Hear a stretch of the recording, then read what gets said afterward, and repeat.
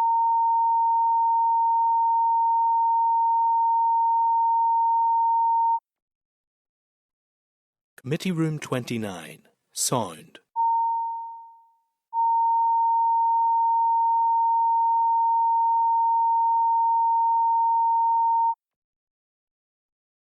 Committee Room 29, Sound.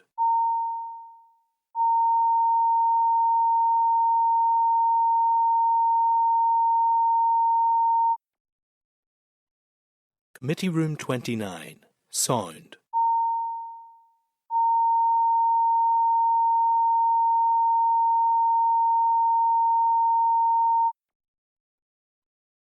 Committee Room 29, Sound.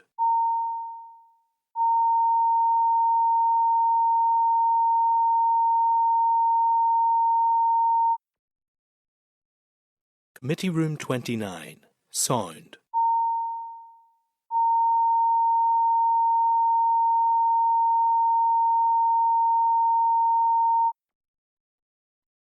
Committee Room 29, Sound.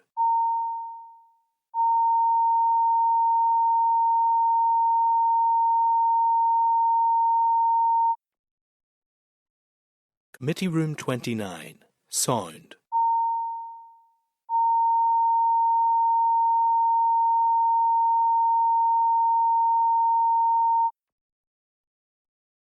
Committee Room 29, Sound.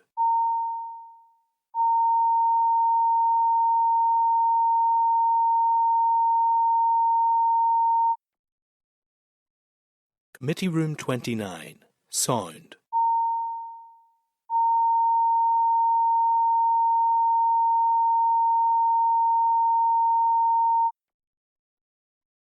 Committee Room 29, Sound.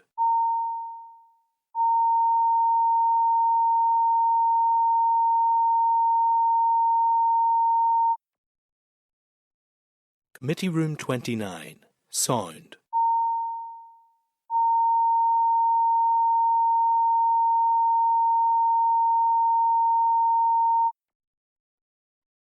Committee Room 29, Sound.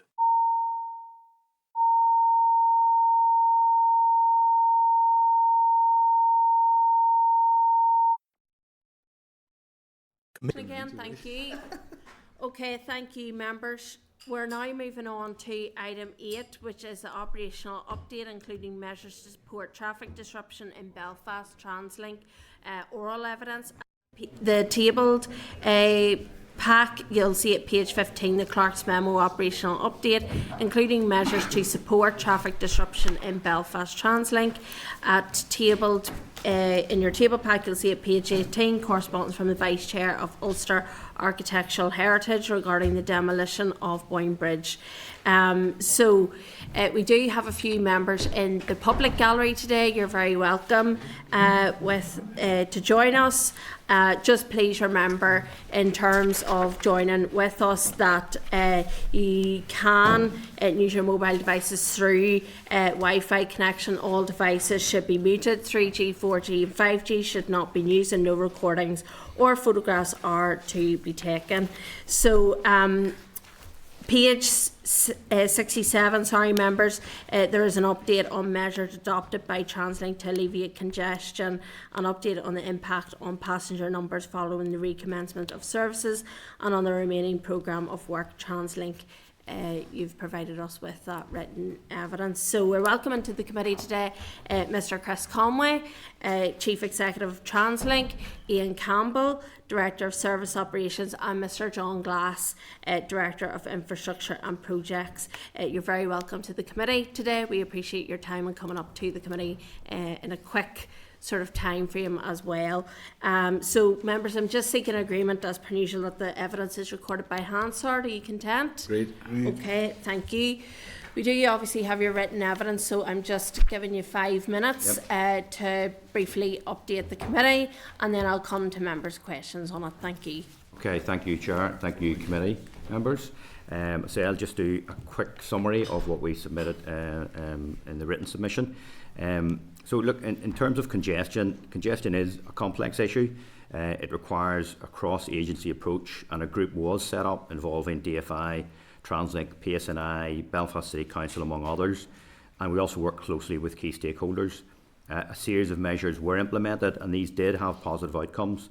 However, we also recognise that more needs to be done with regards to congestion, including looking at measures to address the increasing demand from private vehicles to use the city. Translink is also committed to playing our full role in working with other agencies to address congestion. There is, of course, a need for greater investment in and focus on public transport and other sustainable travel solutions to help address congestion. Some of the things that we have done and will continue to be looking towards, subject to funding, is to work with DFI to advance bus passenger prioritisation measures, otherwise known as bus lanes, in Belfast City, to make public transport a more attractive option, make it a more continuous option. We also have done and will continue to look at enhancing frequency of bus and rail routes in and out of the city. As you're aware, we're working to introduce later evening and nighttime services as well to support the nighttime economy, and we have a business case on that. We want to increase the number of park and ride sites around Belfast and further out as well into rural areas, and also extend the use and frequency of park and ride sites that we currently have. We intend to and have communicated, public transport availability, for example, directing drivers to park and ride sites with roadside signage, and also to communicate with stakeholders and customers to encourage the use of bus and rail options. You'll be aware we've also introduced contactless ticketing and ticket vending machines into the network in the recent months to encourage, again, people to use public transport, making it easy for people to access public transport as well. And we have relocated some services as a result of the construction going on at Belfast Grand Central Station. We do plan to relocate those services back to into the network close to where they used to be during the construction phases during 2025. So while a lot of the measures outlined above have had a positive impact, we would emphasise that greater measures along these lines, as well as additional investment, are required to see a significant modal shift towards public transport. Investment in high quality public transport is vital for Belfast and for other cities across Northern Ireland to move more people to public transport and to reduce congestion and improve air quality. Good examples we have already is the introduction of Glider, for example, and the associated bus prioritisation with that is a good example where punctuality and reliability of those routes has improved and passenger journeys have increased on these routes. The full entry into operation of Belfast Grand Central Station during September and October 2024 has also seen a substantial growth in passenger numbers. In all, an additional 600,000 passenger journeys were made between October 24 and December 24 with the opening of Belfast Grand Central Station. This represents over a 10% increase on bus and rail patronage compared to the same period in previous years. The public realm work underway will also support further growth, make the station more accessible, creating sustainable and attractive streetscape, improve connectivity for everyone, and also the creation of Saltwater Square as a new public place at the heart of Belfast Grand Central Station. So I would also like to, just before I finish, Chair, just to take this opportunity to thank all of the agencies who were involved in dealing with significant damage caused by Storm Ione over the weekend, including the Translink staff who worked all weekend to restore public transport network as well. And we're pleased to say that all of our services were operational on Monday morning, albeit there's still significant damage that will need to be repaired over time. Thank you, Chair. Thank you, and yes, likewise, just following on there, I do want to, at the start of the committee meeting, we did place on record thanks to frontline staff, and indeed it was a difficult time for Translink workers as well, in terms of what they had to deal with as well, and for people trying to get about, as things got back up and going again as well. Look, I have to say, I was a little bit shocked whenever I did see the written evidence that had come through from Translink, because given the significant spotlight that is on the Boyne Bridge, whilst I recognise the public realm work and what will be the outcomes of that, and you've articulated that, there is an awful lot of public dissatisfaction in terms of the Boyne Bridge and what has happened. So I would like to know, in terms of the planning permission, why the bridge was stalled for a period of time, and what exactly went on between Translink and the department in relation to the planning conditions there. If you want to take that first. Okay.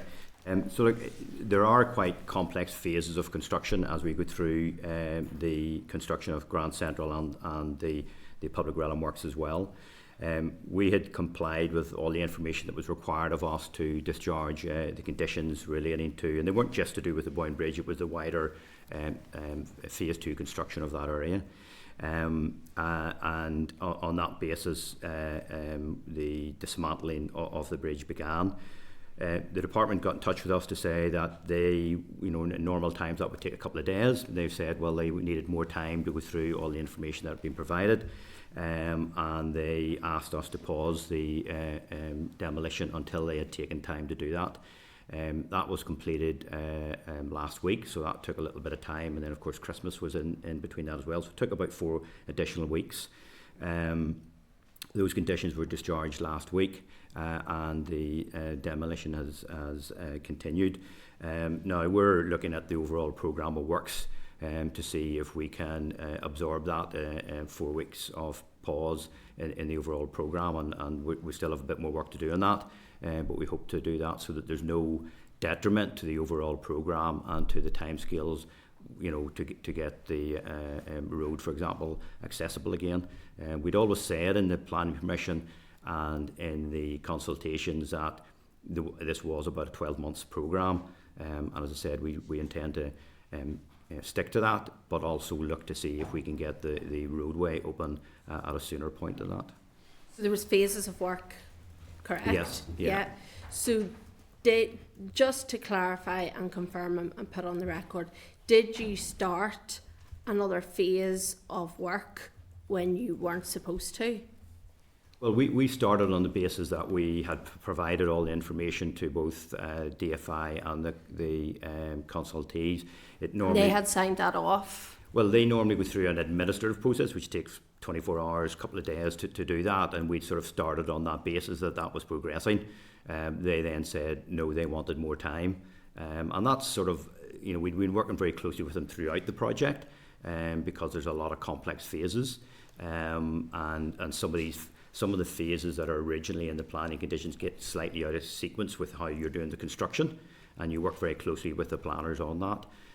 So there was just a delay in that communication between ourselves and the department, which then led to us having to pause the work until they were fully satisfied with everything. So you did start then on work that wasn't signed off then? Well, we believed it was in the process of being signed off, and that's when we started the work, but the department decided they needed more time on it.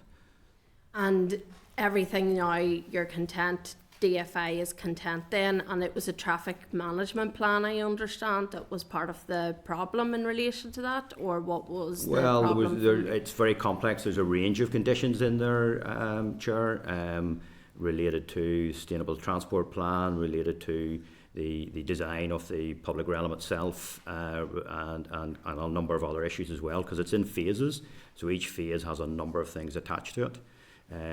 And as I said, sometimes those phases of construction get slightly out of sequence with what was determined in the planning back in 2019. So that's why we work closely with the planners on that.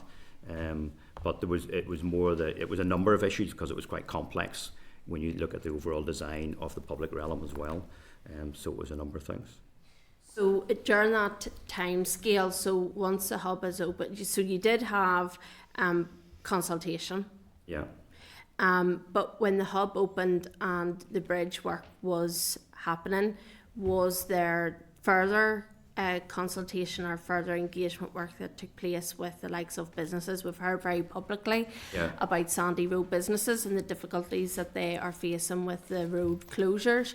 Have you had any further engagement with those businesses and explained to them what has been happening with the bridge? Well, there's been ongoing engagement, because the planning was passed in 2019. So there's been ongoing consultation all through that period about what was happening and knowledge that the road was going to close, and there would be a period of time when the road was closed and how we would manage that. And we've agreed now through because this is an executive flagship project, we've agreed with other executive colleagues to look at a group that can be set up. The Department of Communities are going to set that up, to how we can support businesses during the closure phase, and also how they can benefit from the wider public realm scheme once it's opened as well. Will that look at, again, businesses have said, and there's been some local commentary around compensation to businesses? Will that group then be looking at that for businesses, and will TransLink be looking at that as well? Well, I know it's one of the issues that has been asked for. I think what the group is to do is to look at how we can best support businesses through the period. I'm sure that's one of the questions that will come up. But there are other ways. I think everyone recognises that we can support businesses in terms of making sure their footfall gets back to normal as quickly as possible, and making sure they can then benefit from the wider regeneration of the area as well. Okay, I want to move on to capacity and some of the wider traffic issues. So around Christmas time, the messaging from the department was get on public transport, and we've seen that has increased your passenger numbers. One of the problems that seemed to come up in Belfast was the frequency of service, cancellation of service within the city centre around that time. Also from a perspective of my own perspective down in Fermanagh and South Tyrone, I know that the 261, which is a main bus route service from the area up to Belfast, was at capacity quite a lot, which meant that the last bus service, people were being told that there was no more seats, and had to maybe pay for taxis to get down. So there was a huge amount. It created as well a wee bit of uncertainty about whether public transport would actually go on time when you needed it, yet the messaging coming out of the department was get on public transport. So what were the specific issues that caused that? Is there an issue in capacity of the amount of buses and fleet? Because we know also in the run up to Christmas there was a number of buses that were maybe taken off the system, maybe broken down, or were in road traffic incidences as well. So what was the specific issues that caused that frequency issue and capacity issue? So, look, I mean, I'll deal with it in two parts. So the first part is maybe around Belfast City itself, in terms of there was no issue with capacity as such. We had an issue with bus prioritisation around the city, and that's something that we want to address with DFI and Belfast City Council about how we would improve bus prioritisation around the city so that at peak times. And those issues mostly occurred between 4 and 6 o'clock in the evening. It was whenever we had peak challenges with, let's say, schools getting out and people, commuters getting home from work. At most other parts of the day where capacity ran well, and that is an issue we've been having in Belfast probably for a number of years, and since COVID has been starting to increase again. And it is an issue that we need to address to make sure that buses have the right level of priority around the city. In terms of interurban areas, again, some of that congestion did impact interurban services on the GO line. Again, at very peak times, as you said, maybe a Friday night, late on a Friday night last time, we were just trying to make sure we had enough capacity to service that. That typically happens again at very specific times and points in time of the day. We didn't have any issue with bus availability in terms of breakdowns or anything like that. But we would like to increase the frequency of those services, and we would like to increase the capacity on our bus network more generally. Obviously, you have to make sure that capacity, in terms of value for money, is utilised all year round. That we can't just create a lot of capacity for one time of the year and then dissipate it again after that. So we have to be careful about how we actually do that. But we certainly would like to see more investment in frequency of service and in our bus and rail network going forward. But I think the issues that you are citing there are very specific, very particular times of the day. on very particular occasions, and we've learnt from that in terms of how we could maybe provide some spare capacity at those very peak times, particularly when events are on or when leading up to Christmas, for example. One caveat I would say, members will not be surprised about this, is don't forget about the rural Oh no, absolutely. you know, It is, connections absolutely. as well. Yeah. I think that's really important so that people can actually have that full transport network. Yeah. Just interested to know, two questions in one. What modelling have you done to assess whether the impact increase of passenger journeys is down to people just coming to see the Grand Central Station, as opposed to, do you think that those passenger numbers will be sustained? And also, what impact has that had in terms of the income received by TransLink in terms of those increase of passenger numbers? Probably a wee bit too early to give you a lot of detail on that, Chair, but no, we believe that some of that is modal shift. I said it's about a 10% increase in public transport, but in terms of modal shift, it's probably only 1 or 2%, and therefore we certainly need to see a lot more than that to actually deliver the sort of like 20% modal shift that we really need to see, particularly in somewhere like Belfast. But we think that's a good sign that people are encouraged to use public transport, and the greater accessibility at Belfast Grand Central Station hopefully will improve that. We do need to, it isn't Grand Central Station is a 1 year thing. This is about an investment in infrastructure capacity, public transport infrastructure capacity for the next few decades, and we need to see that investment increase over time so that we can encourage more and more people to use public transport. We obviously would have benefited from some for passenger fare revenue on that basis, but it's too early to say what that would be. I'm going to move to the Deputy Chair. Chair, thanks very much for coming along today, gentlemen, and for your evidence so far. I just want to place on record again our thanks to your staff over the difficult weekend there as well, and the communications from TransLink over that. The Chair, I think, adequately covered some of the stuff around Boyne Bridge, but if I just dive into it a little bit more, in terms of that period of time where there was the ambiguity, for want of a better term, about the departmental sign-off, what was their rationale for the delay? You said, Chris, normally around 24 to 48 hours. That hadn't come through, and they were presumably assessing more detail on that. Did you say it was around traffic, or there was a multitude of issues? Well, there was a I mean, you'd really have to ask planning that in terms of They detail. didn't They didn't come back. I mean, there was a few queries and different things they wanted to query and look at in a bit more detail.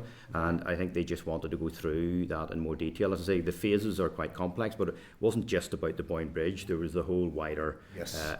There's a number of conditions attached to that phase. I think there's 6 conditions or something like that, and they don't all relate to the Boyne Bridge. They relate to wider things as well. Okay. But, is the Boyne Bridge integral to a couple of those phases in terms of the work around it leading to another, or can some of them be done simultaneously? Does that make sense? So that work has to happen before another one can start in terms of the infrastructural side of it? Yeah, well, the overall phase is the next 12 months of work, yes, really, if you want to put that. it into that sense, if you know what I mean. Okay.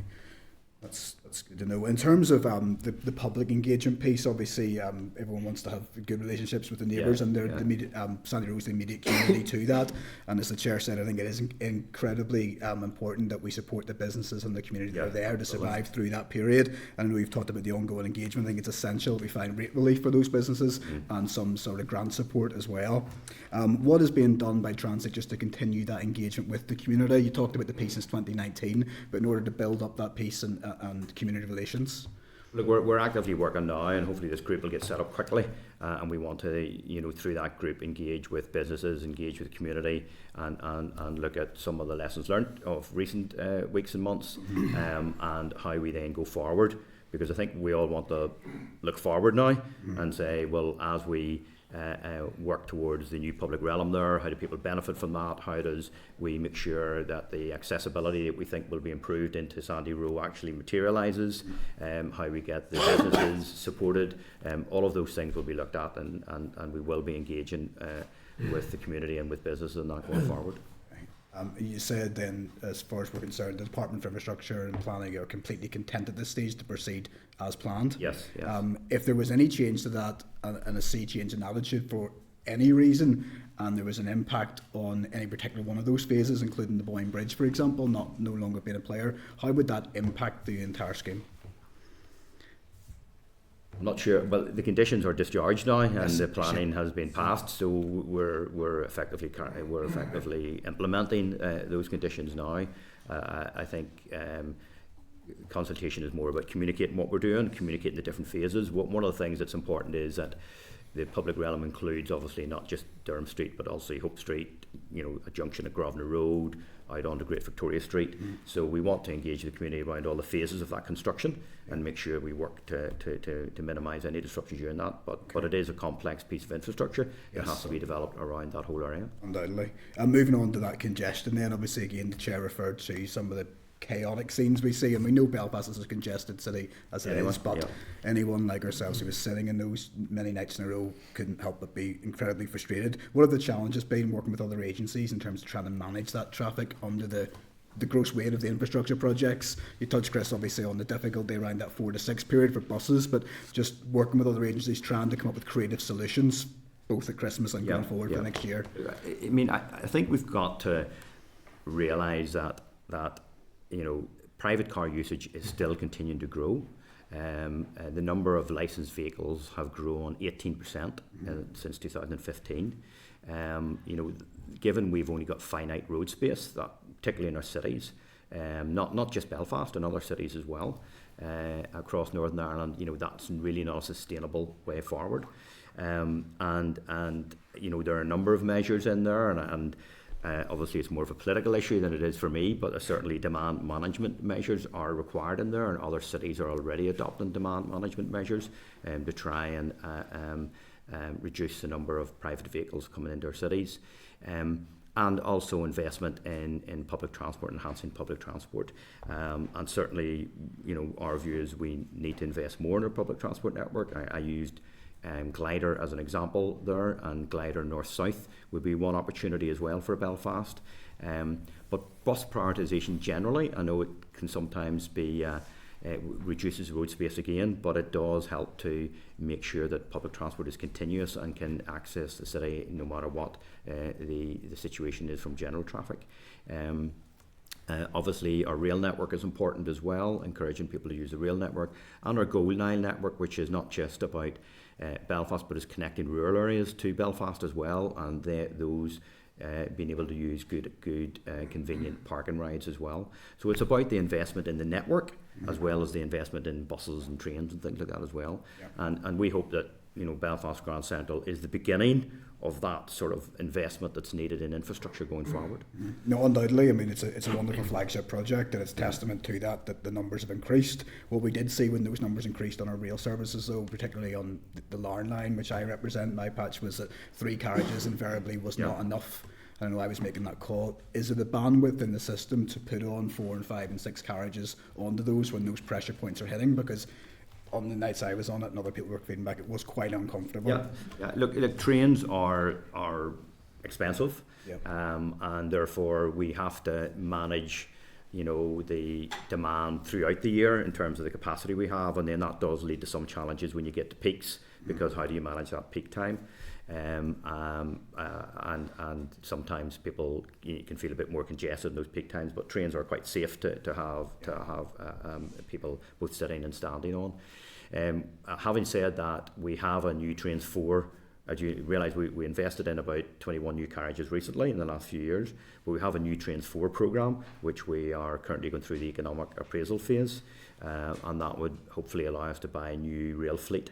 Now that will take a number of years to come on board, so we need to continue to manage that demand as we get to that. But it is important, in an ideal situation, if we had enough capital to invest all at the same time, we can invest in all of these things at the same time, but we have to do it in phases. So we need to open up the network with Grand Central Station, what we do there. We now need to invest in the fleet as well, and that will come at a later stage. But we still have ample capacity lots of times during the day and during the week, but certainly at peak times there will always be those challenges.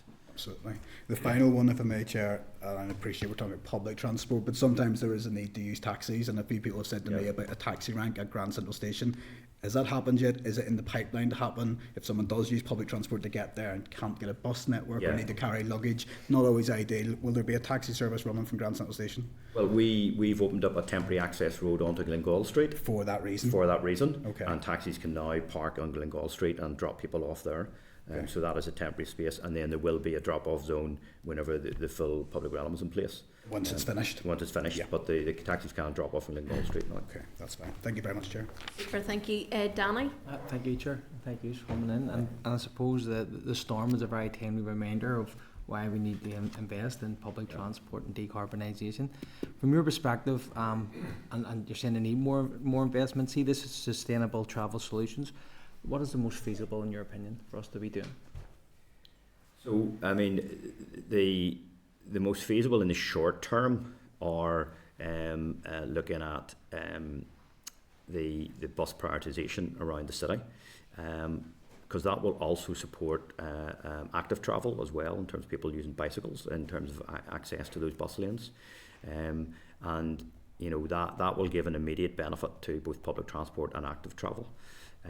I think sort of medium to longer term, then we do need to be looking at glider phase 2, which is the north-south glider route, and the glider route connecting between the extension of G2, which is up to the Queen's University and around there as well. So there are a number of short-term measures which we need to do, but they all take legislation and policy changes and will take time with the department to work through. But I think, if I look at Christmas 2025, we really need to be implementing some of those now, or having those discussions and consultations now to get ready for some of those being implemented by December 2025. I suppose that leads on the next one around bus lanes in the city centre, and then possible changes to them then would be consideration of future proofing towards pedestrianisation of our city as well, and is that going hand in hand? I think some of the pedestrianisation measures are probably more associated with the Belfast City Transport Plan, which again is a wee bit further out, but I understand consultation with some of the department is starting on that as well. And yes, definitely, I mean, how we use bus and active travel and pedestrianisation will all have to work together. Yeah, and just my last point, Sharon, I suppose more of an operational side of it. You're saying the phase 2 of the glider, and I'm very lucky I have the glider and the constituency I represent, and it's, in my opinion, very successful. However, it's not without its wee problems as well when it comes to trying to encourage people to use public transport, and that's, I suppose, when it comes to the Colin Connect and that, like, the smaller buses then going into the community when they get dropped off from the glider, and it's that, I suppose, information that you get to maybe, I think our young ones are very good at using it. I think there's maybe an older generation where, look, if you get on a glider that may be 5 minutes, say 5 to 2, but you've missed the connector to the Colin Connect, you'd be waiting 40 minutes or 30 minutes depending on the peak of the day to get on that wee shuttle bus. And I think that's a job of work that needs to be looked at. And then, when you take away a service that maybe goes to Glen Road or Turf Lodge from an area of the Colin, if you're not going to the city centre, there's gaps there as well, and I get the congestion on the Glen Road can play a big part in that, but it has a knock-on effect to try and encourage people to use public transport and they revert back to the car. So that's just a wee thing that certainly has. Maybe ask Ian. I know there is some work being done on that, Ian.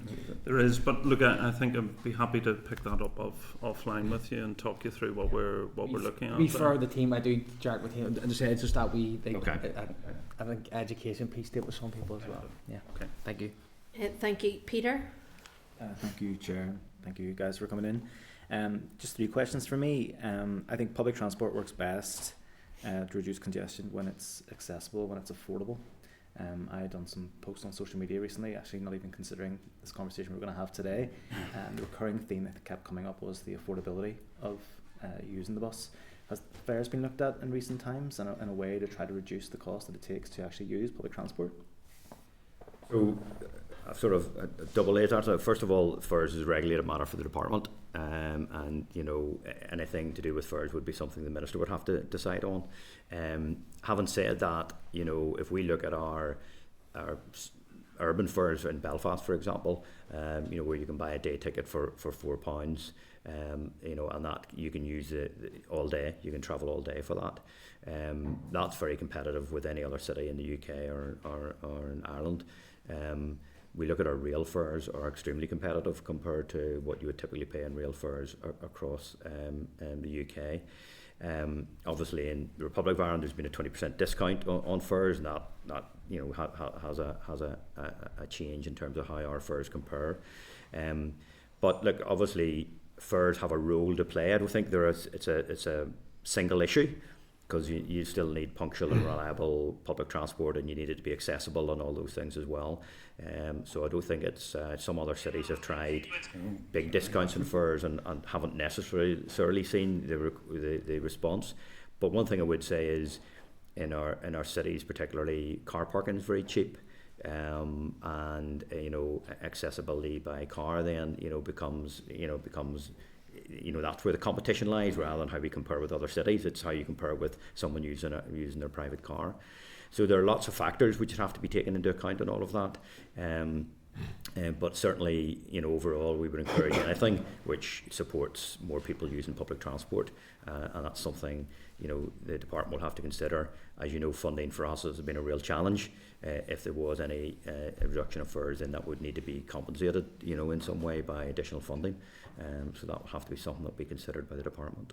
Okay. I think using public transport, it needs to be something that you can rely upon as well. It was a recurring theme that kept coming up. The Minister obviously said on Monday in oral questions that he considers taxis to be public transport. What do you make of that assessment and the introduction of more taxis in some of the bus lanes in Belfast city centre? Did that have an impact on the journey times of the buses? So, I mean, look, taxis do play an important role in terms of supporting public transport, is the way I would say it, and particularly when you look at the nighttime economy and into the very early hours, taxis play a role, and there's other times of the day as well which they play a role too. So they are an important transport solution in any city, and certainly we would like to continue to work with our main taxi operators in Belfast to make sure that we complement each other, and particularly on the nighttime economy we did do that. I think in terms of taxis and bus lanes, I have to take the not make too many comments on that. I have concerns about it, but I understand why the Minister had to make that decision at the point in time he did it. We haven't seen a big. It's only a small number of bus lanes around Grand Central Station. At this point, we haven't seen a big impact. I think the pilot needs to go for over a period of time before you could really assess, whether there was a positive or negative impact. I know cyclists are concerned about it, because obviously bus lanes are also used for cyclists as well, and that's one of the concerns from a safety perspective. But I think we're of a view. Look, let's wait and see, and see how it works out. Okay. And then lastly, I'm just realising that you've got the cheerleaders of the glider sit beside each other. I never realised that, Danny. I'm East Belfast MLA, big supporter of the glider. BRT2. All the rest would leave the meeting now. Okay. But BRT2, I'm aware that money had to be given back to the department, I think, was it, from memory, in terms of making those minor changes to potentially introduce BRT2. Would you be confident that we can try to get that introduced? I think 2030 was the date initially said. What's your sort of assessment of BRT2? Well, the first thing I'd like to do is get the project launched. I think, like everything, you've got to get it launched before you can really define the timescales. I think there are a couple of phases to it. The extension of the G2 link up into Queen's University and back round again could be a phase that's done earlier, and then the north-south done in phases as well. But we really need to get it launched so that we can work together to see what the timescales might be in terms of maybe introducing phases of it earlier. Any sort of indicative timescale in terms of launch then? The department, it's really a matter for the department and the Minister to launch that at this point. That's fine. Okay, thank you, Andrew. Thank you, Chair, and thank you, gentlemen, for coming along. Thank you to the service. Shout out to the 215 Downpatrick goal liner. Get it every Wednesday, just to say that. Very, very useful. Do I? Good man. I must keep an eye for that. Right, okay. I'll send this on to you later on. One thing I would say, and I'm going to be parochial about this, because you not too parochial. Well, it is reference in the evidence. It is reference in the evidence about the Adelaide Street, the Newcastle Downpatrick. It's still there, if that makes sense. It said it's been relocated. I don't remember it ever being in the Grand Central Station, if that makes sense. I'm just wondering what's the crack, because it is something that is raised. people have difficulty lugging luggage that are trying to connect the flights, offshore oil workers and such like. So I'm just wondering, is there an update on that? Ian, do you want to? Yeah, so currently we are operating a lot of our Ulster Bus and railway service out of Belfast Grand Central, but we're still in transition, it's fair to say, with the public realm work going on, with contractors having movements on site. The site is not yet at full capacity. So the plan is when that capacity comes available, we will be relocating Ulster Bus services that are currently operating out of Laganside and Adelaide Street will relocate to Grand Central, because we recognise, as Chris said earlier, you know, the one of the big opportunities for us in terms of building service going forward is that connectivity you can get in one location.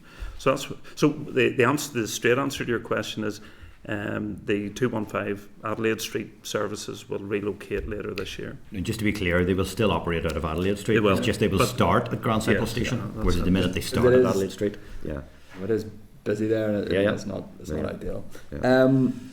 Just on it again, so the correspondence section, Chair, of your indulgence, it mentioned that the nighttime, some of the nighttime services, and again, there's a pilot scheme. You know, is that going to be extended out into other towns across the country? I know it was well received in South Down, if you will, although like all these things need a bit more publicity, maybe one or two more connections here and there. But again, given the numbers increase, you know, it does seem like you know, we want to get more people on the buses. I think it's a good job, but and can talk to that. Yeah, so we did run the pilot, as you say, in Ulster Bus Metro and Northern Ireland Railways 3 weeks before Christmas. We carried an extra 17,000 people who availed of the dedicated night services, which we were very encouraged with. We have put a business case into the department. Our view is the funding required to deliver an all-year-round service at this stage is modest, but still there's that funding gap to be found. We would be keen to continue because we do see there's a market, and it's a market that will build if you can guarantee those services every week of the year. We can see the benefits for and, you know, not only Belfast but around the province as well. It's fair to say that we've been able to modify our railway timetables, so there will be later services continuing beyond Christmas on a Friday and Saturday night. But we'd like to see that model rolled out across Metro and Ulster Bus. Just one more, Chair, and it was sort of actually touched on what Danny had raised and then what you alluded to, Mr. Conway. But buses, great, you know, sustainable, or you know, takes more traffic off the roads. Active travel, great, again, same reason. But how do you connect the active travel and the buses? And again, case in point, a wee foldable bike as similar to the DFI advert that went out before Christmas. But it's not, you know, it's not practical for everybody. I'm lucky in that regard. But again, you know, there are solutions out there. Are there any pilots in the pipeline, if you will, to connect the buses to the active travel for people that are maybe looking to go from Belfast or even outside of Belfast into Belfast or such like? Well, look, we've done a number of reviews, and we work very closely with Sustrans on this. One of the areas, for example, would be, you know, how we get better connectivity between cycling and park and rides, so people can get to park and ride and use that to get on the bus. I know where John, we were talking about that yesterday, just in terms of some of the plans for that.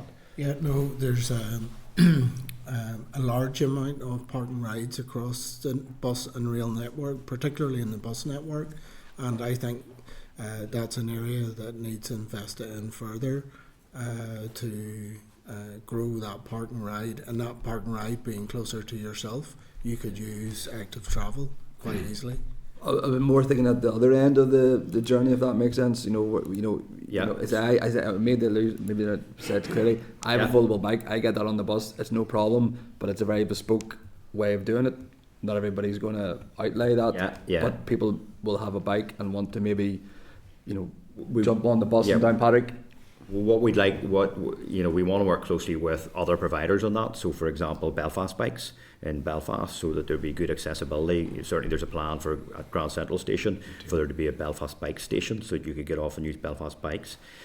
We've also on our app now, we've included, you know, bike journeys, so you can include a bike journey as part of your journey when you're planning your journey on our app. And obviously, ideally, if we could get to the point where you could actually book that Belfast Bikes on our app, you know, that would be, and we're talking to Belfast Bikes about that opportunity as well. So there are schemes and ideas. I mean, Brompton Bikes have suggested to us, you know, they might do some bike rentals at the end of some of our stations as well. And we'd like to pursue that as an opportunity too. So there are a number of ideas there, but they're very much ideas, I would say, at the minute, and we're looking to how we could take any of those forward. Okay, thank you. Keith? Okay, thanks, gentlemen, for coming along. I have a couple of questions. I want to go back to Sandy Row. You referred to, suppose, ongoing communication from 2019 or thereabouts. So I'm going to talk about businesses first of all. Whenever you're communicating with business, what's the method, and when have you last communicated to them, and how are you reaching out to those business, and what forum? Yeah. Do you want to pick that up? Yeah, we have full-time community representative that works in that project, and that person, sometimes it's more than one person, would be actively involved with the people in the community, the key representatives. But I think over this next period of time, that working group that DFC are setting up has to become more important to all of us. How do we help those businesses with maybe some advice for their businesses, or how do we start to support those businesses more with even the workers on Grand Central, and how do we divert footfall up there? You know, that communication has been ongoing, is ongoing, and I think through that DFC group we have to enhance it even further through simple business advice and how we can better connect with Sandy Row. And is that individual a TransLink employee, or is that like a... Yes. Yeah. And is that individual, not just sure, how are they communicating with business? Are they knocking their door? Are they pulling public meetings? How are they communicating? On a focus on business, we'll come back to community in a minute. How are they communicating with businesses today, last week, a month ago, 6 months ago? It would be a combination of, as the time has went on, public meetings. It's a combination of chatting to those business owners on a regular basis, and it is a TransLink employee, and it is also updating just on the stages of the project. Was that TransLink employee getting any, and I'm talking business here, any flack, bluntly? Oh yeah. But I say, look, a learning point from this, Keith, is that, you know, you can communicate, and whether people have heard it or not, well, that's true. I'm not sure everyone fully understood the impact of some of the things that were being communicated, and we've got to do a better job on that. So we understand that's an improvement area. Some businesses were fully aware of what was happening. Some businesses didn't realise the impact it was going to have.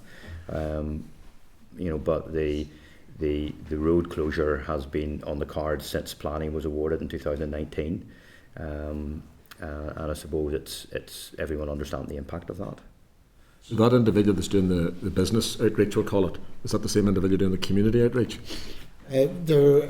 It would be involved in that as well, and as I say, it's not just one person. There could be up to two people doing that.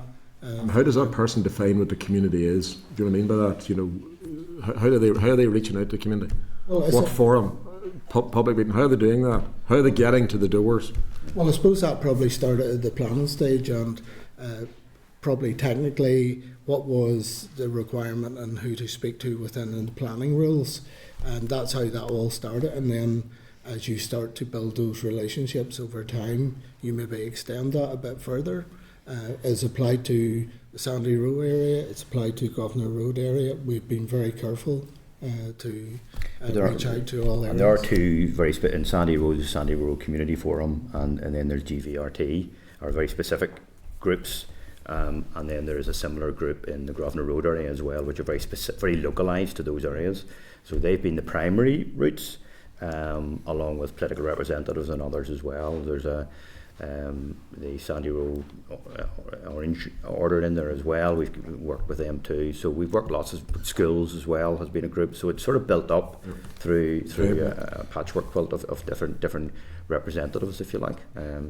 And I suppose even if you go back running right through, we've been running the skills academies with those local areas to help young people how to apply for a job with the builders, how to get employment, and you know, that skills academy, we have done that in conjunction with Belfast City Council. What can TransLink do based on I'm not saying the impact you've caused, and I don't mean that in the wrong sense, but the impact that bridge coming down has had on Sandy Row and will have.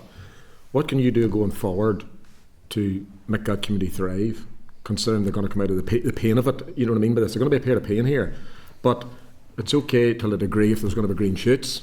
But how are you going to water those green shoots and indeed plant some of them? What can you do as TransLink to support that community? As part of this phase of construction that we've talked about, get my phases mixed up, phase 2 or phase 3 in how we do that.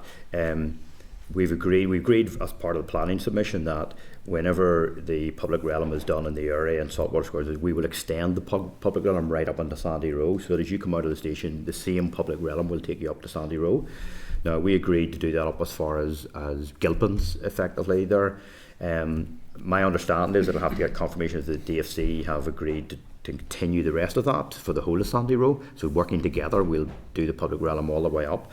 And that public realm is, you know, the paving, the stones, everything else, but also lighting and seating and everything else, so that we can really enhance the public realm, so that as you come out of the station, you feel like you're still walking through the same public realm up through Sandy Row. I think the other areas, you know, we can do is work with the businesses about how, you know, we can support them to benefit from that footfall, and how we can continue to attract footfall up those areas, because it's a natural route. Sandy Row, you know, going back over the years, was a natural footfall route. It has declined over the years for lots of reasons. We hope that will come back again as we get the new public realm opened, because actually, you know, any natural barriers have been removed at that point, and it's a very natural access point. So look, those are the types of things we'd like to work with businesses on, to see how we can attract greater footfall into the area and revive Sandy Row. Just one quick question, very quick. I want to talk just briefly about buses, trains, and with respect to first aid. So is the drivers on trains and buses first aid trained? And is there any defibs on any of those moving? Now, I know there's stuff on platforms and bus stations, but is there any defibs on trains and buses? And is the bus drivers trained in first aid?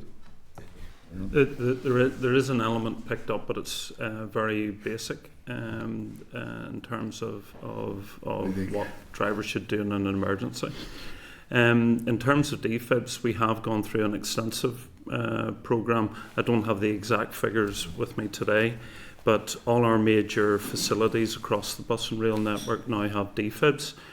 We have provided open training for all TransLink staff. We have videos available via the staff Ulink portal, and it is included in a number of areas of our training. So we do have a very extensive network. What I would say is that those are also available in a number of our facilities to the public, because we're part of the wider defibrillator network. We are currently, look, we have 1,400 buses. It is not practical to fit defibs to each of those vehicles. However, we currently are undertaking a feasibility to look at the trains, because they cover typically a lot longer distances. So we are looking at the feasibility of fitting a rolling stock. That's currently not funded, but that's something we would take through our normal capital planning process. So if somebody took ill on a train now, what happens? Yeah. The chairs overruled me here. Yeah, okay. So I'd just like, just to try and close this, we've got to be careful when we describe, because the current defibrillators we have are part of the national network, and when you phone 999, they direct you to the most active. It may not be the one right beside you, they direct you to the most. So whenever you get it onto a mobile network, it's much more difficult. There are not a lot of mobile networks, train companies out there that have defibs on them. So it's something the industry has to look at a little bit to decide what's the best approach, and we will work with the industry on that. Thank you, Chair. Okay, thank you, Cahill. Thank you, Chair, and I'm sorely tempted to pick up on something that Keith said, but I better not. Obviously, my question is, and for those who travels into the city and seen the issues, especially around December and the disruption, the question from Chris is the lessons learned, and I know you mentioned communication going forward. I mean, the lessons learned, and in particular the notion of trying to encourage people onto public service, because I know it's for myself as a road person. I need the car to travel so far anyway, but Just generally the lessons, because you mentioned communication, the lessons learned from all of this. Yeah. And going forward, how you're going to maybe try and learn from that. Well, look, I think overall the lessons learned are, and I said right at the very beginning, that this is a complex issue and it requires a cross-agency approach. And I think that approach, you know, if we look at what happened with the Storm Ione over the weekend, you know, there was a cross-agency approach to that. And while, yes, there are lessons to be learned there, it actually was quite successful in a lot of areas about how quickly we were able to get services restored in most areas. And I think this congestion issue is a cross-agency issue. We need ourselves, DFI, PSNI, the council, and other stakeholders to work very closely in this. But we need to plan in advance. Look, we know Christmas 2025 is coming, so we need to be planning for that now to say what are the things that worked well in December 24 and that we need to extend further and get those prepared now so that we're ready for that coming. We also have some very big events coming over the summer. We've the Gulf Open coming in July as well, and we've other events in the summer which proved to be quite challenging periods as well in terms of busyness around the city and other parts of Northern Ireland as well. We sometimes have big football matches on or big Gaelic matches on, also can cause congestion as well. So we need to start recognising that this is an issue and it needs forward planning. And I would really say, as I mentioned, that increase in licensed vehicles, you know, by 18%, the issue is not going to go away. So we need to start planning for the future. So I think that's the best way I could answer that question, Cal, at a very high level. And then you get into the specific interventions that need to be advanced to make that happen. Thanks, Chair. Okay. Thank you, Mark. Thank you, Chair, and thanks to Chris and his team for coming in. I'd also like to thank the ongoing efforts of your staff through adverse weather and all year round. I'm sure for you and the others in the meeting have touched on it, the bad publicity around Central Station and the combination of factors that led to traffic in and around Belfast City Centre was disappointing. But there's the old adage that there's no such thing as bad publicity. I was wondering if you thought maybe even longer term, some of the messaging that had to go out at that time might bear fruit in terms of modal shift to public transport. Well, one of the areas, Mark, that I hope it will have an impact on is, because we saw the reaction and obviously the media reaction and everything else, is when we come to the budget, that, you know, there needs to be investment in public transport. We need a budget to be able to do that. And I'm hoping, as you said, that some of the silver lining from that will be that we get the finances we need to address some of this. So that's what I would hope, Mark.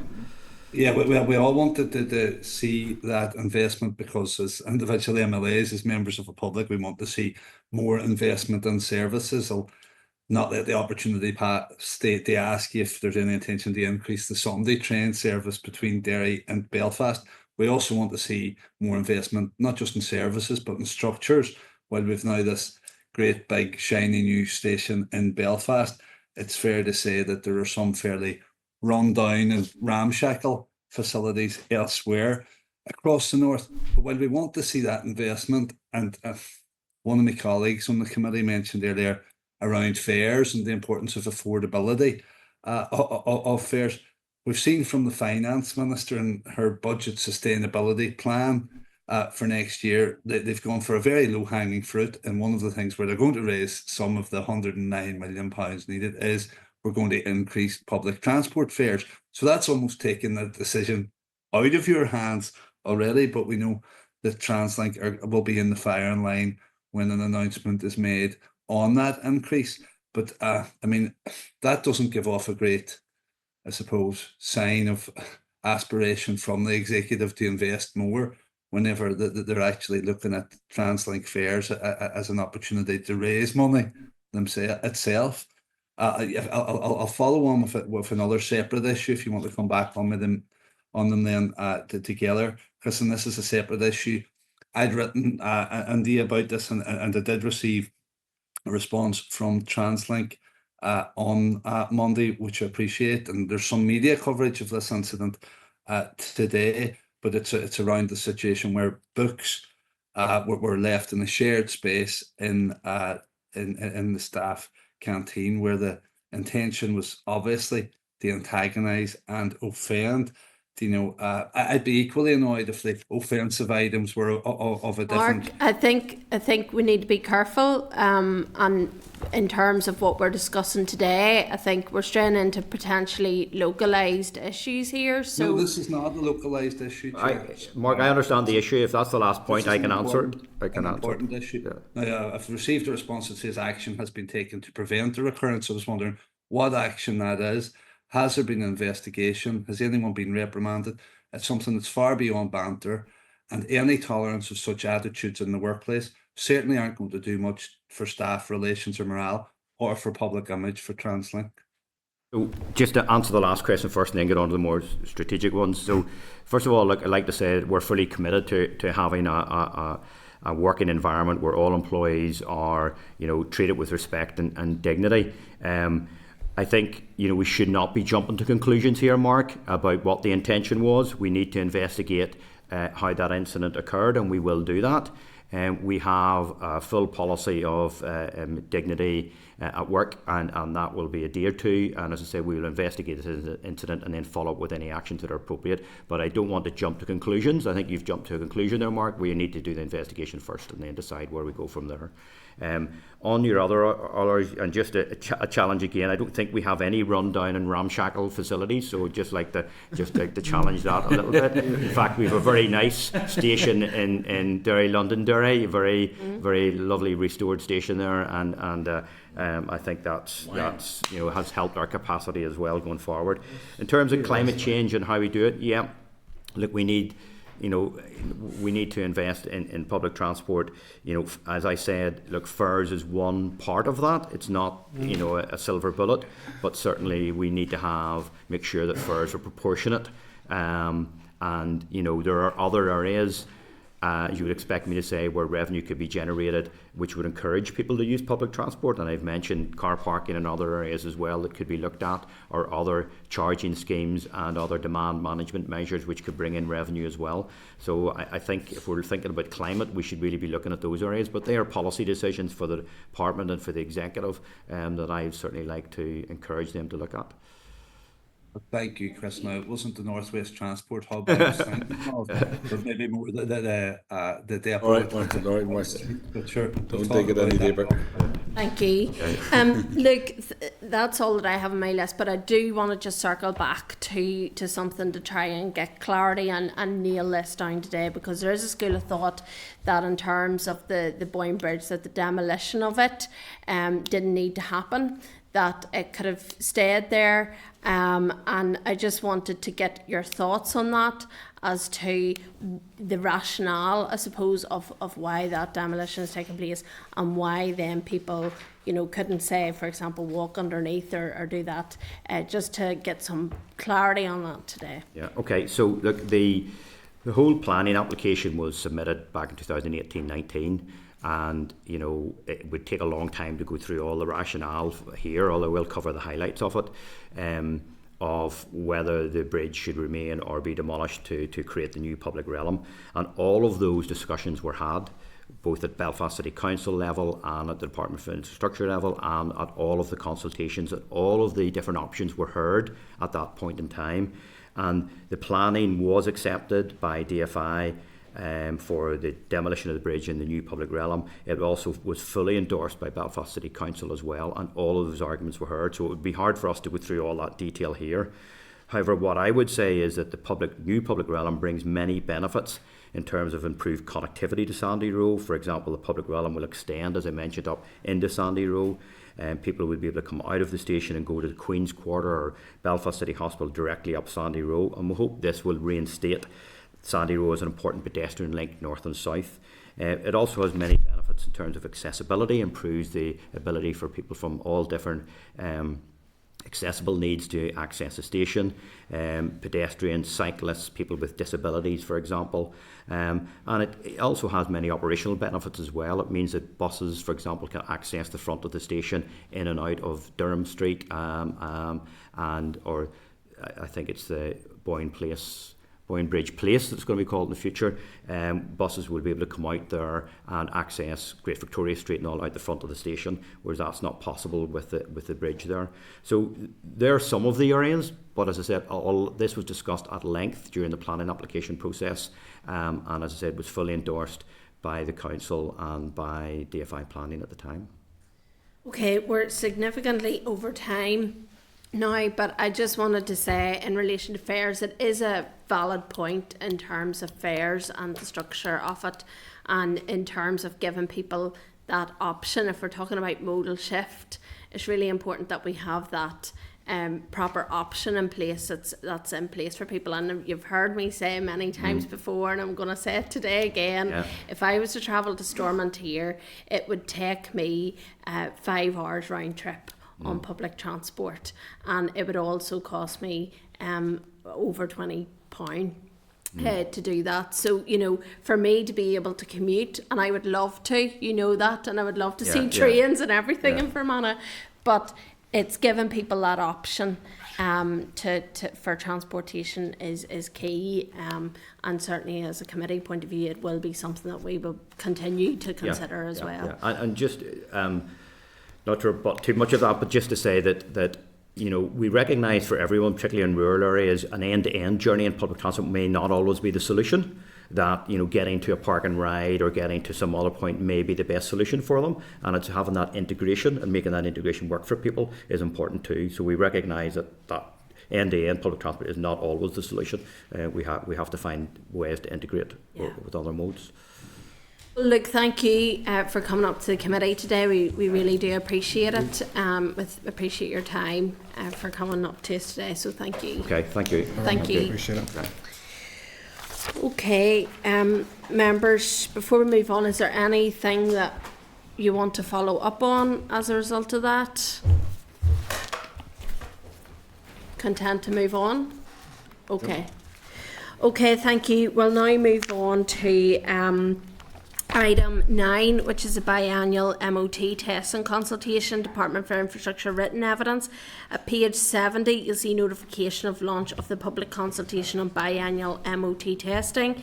And at page 108, you'll see the press release biannual MOT testing consultation. So I'm just seeking agreement that was scheduled an oral evidence session following the conclusion of the consultation to consider the summary of response, if you're content. Yeah. Item 10 is the SI 2024-1160, the Vehicle Driver Certificate of Professional Competence Amendment Regulations 2024. At page 111, you'll see the departmental correspondence regarding SI 2024-1160, the Vehicle Driver Certificates of Professional Competence Amendment Regulations 2024. So I just want to seek agreement from members to schedule an oral evidence session from departmental officials to identify the specific impacts locally and the applicable processes for implementing the reforms to maintain parity, if you're content with that.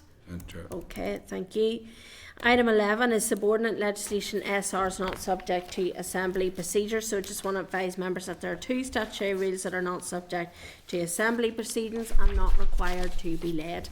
These are pages 142 and 149 of the meeting pack, and they are the SR 2025-26, the parking and waiting restrictions, Derry Londonderry Amendment Order Northern Ireland 2025, and the SR 25-28 Parking Places Disabled Persons Vehicles Amendment Order Northern Ireland 2025. My members at the committee noted the proposals for statutory rules at its meeting on the 15th of January 2025.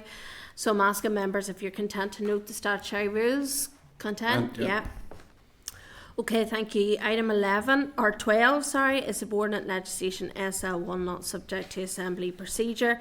Advise members that there is one proposal SL1 for statutory rule that is not subject to assembly proceedings and is not required to be laid. This is at pages 151 to 153 and is the SL1, the Parking and Waiting Restrictions Belfast Amendment Order Northern Ireland 2025. So I'm asking members if they have any issues that they wish to raise on the proposal. Okay, so are you content then, members, with the proposal for the statutory rule? Content? Okay, thank you. Item 13 is our forward work programme, and at page 155 you'll see the draft forward work programme. So I'm just seeking agreement today that we will proceed with the evidence sessions as set out in the draft forward work programme, and to reflect any decisions taken today. Next week will obviously be our budget session. And as I said earlier, we'll have a wee bit in closed session beforehand. So are you in agreement, members, with the evidence sessions as set out? Yeah. Sure. Yeah. On the 12th, it says TBC. I think, are they confirmed now, the NIA and NIW? Or working on those at the minute, so I'm just liaising with officials on that. So that's the plan at the minute, I know. That's the plan at the minute. So once we hear back, confirm that with you next week. Yeah, fingers crossed. That'll be, sorry for coming back to you, probably, I don't know what timeline you're allocating that, but that'll be a good session. You know, we'd probably need a wee bit of time on them. Both, not saying 50-50, but I'm not sure what way, but you know, we need a wee bit of time on them. Yeah. There's lots of angles to that all. Yeah, no, absolutely. Enough, yeah. It was, you're right, because it was one of the things we said, but you know, whenever that session comes, would like a bit of time to sit and go through them. Yeah. So hopefully there won't be any emergency issues which might need a bit of time as well, so we just have to play it by ear. But yeah, it'd be good to have a bit of time to look in and delve into them in a wee bit more detail. Okay, item 14 is any other business, so I'm asking members if they have any business that they want to raise today. No? Okay, content. Okay, item 15 then is just the date, time and location of the next meeting. So the next meeting will take place at 10 a.m. on Wednesday the 5th of February 2025 in room 29 Parliament Buildings. Thank you everyone, and now adjourn the meeting. Committee Room 29, Sound.